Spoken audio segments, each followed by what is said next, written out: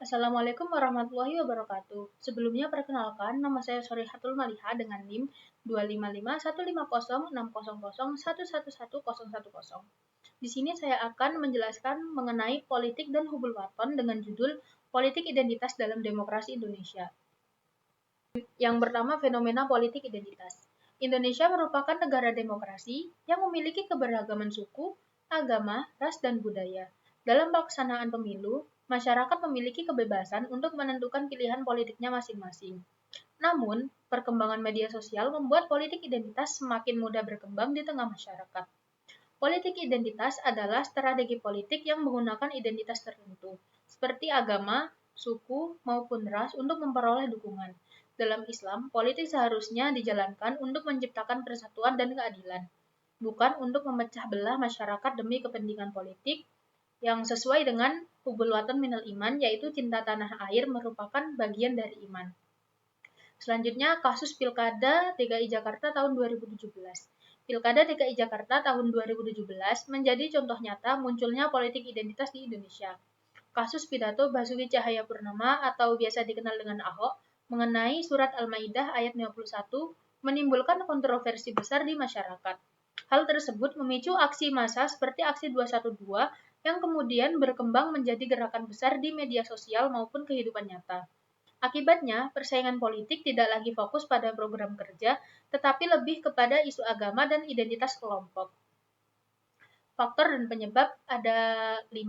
Yang pertama, pengaruh media sosial yang menyebarkan provokasi. Kedua, isu agama yang sensitif. Ketiga, strategi politik untuk menarik simpati masyarakat.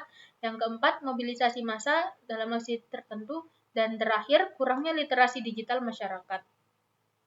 Dampak yang ditimbulkan itu ada 2. Yang pertama, dampak bagi masyarakat, yaitu munculnya polarisasi sosial, konflik antar kelompok, menguatnya sentimen sara, muncul stigma terhadap kelompok tertentu. Yang kedua, dampak bagi demokrasi, yaitu isu pembangunan terabaikan, pemilih menjadi kurang rasional, persaingan politik semakin tajam, dan mengganggu persatuan bangsa. Lalu ada investigasi dalil, diambil dari Quran Surat Al-Hujurat ayat 13 yang berbunyi A'udzubillahi minasyaitonirrajim. Bismillahirrahmanirrahim. Ya ayyuhan nasu inna khalaqnakum min dzakarin wa untha wa ja'alnakum syu'uban wa qabaila lita'arafu. Inna akramakum indallahi atqakum. Innallaha alimun khabir. Yang artinya, wahai manusia, sesungguhnya kami telah menciptakan kamu dari seorang laki-laki dan perempuan. Kemudian kami menjadikan kamu berbangsa-bangsa dan bersuku-suku agar kamu saling mengenal. Sesungguhnya yang paling mulia di antara kamu di sisi Allah adalah orang yang paling bertakwa. Sesungguhnya Allah Maha mengetahui lagi Maha teliti. Quran Surat Al-Hujurat ayat 13. Ayat ini mengajarkan bahwa perbedaan suku, agama, dan kelompok seharusnya menjadi sarana untuk saling menghargai, bukan untuk menimbulkan perpecahan.